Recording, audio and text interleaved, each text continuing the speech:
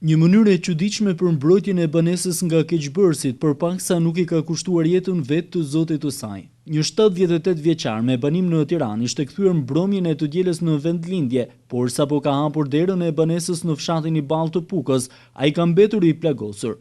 Burime nga policia e Pukës bën të ditur se ka qenë një kurth i ngritur nga veti moshuari, të cilit deshi i kushtoi jetën.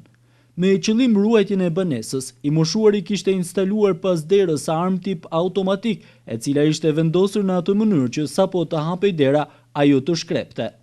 Policia bëri të ditur se Nduecena mbeti i plagosur nga veprimi i rrezikshëm me të cilin ai kishte zgjedhur të mbronte banesën.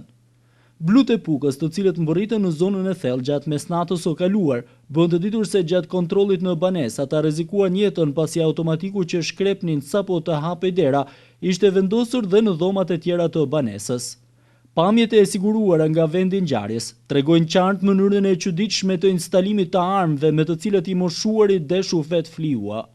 Gjatë natës drejt fshatit i Ballë ka udhëtuar dhe vetë kreu i komisariatit kryekomisar Hamdi Shullani, si dhe një grup i forcave të ndërhyrjes së shpejtë.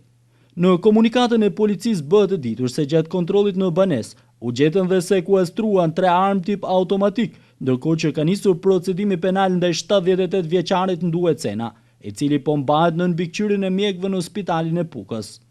Pas kësaj ngjarje, kreu i komisariatit të policisë së Pukës Hamdi Shullani i ka apeluar të gjithë banorëve të rrethit të Pukës që të qëndrojnë larg banesave të braktisura, pasi metoda të tilla si ajo e mbrëmjes së kaluar në Ballë kushtojnë jetë njerëzish.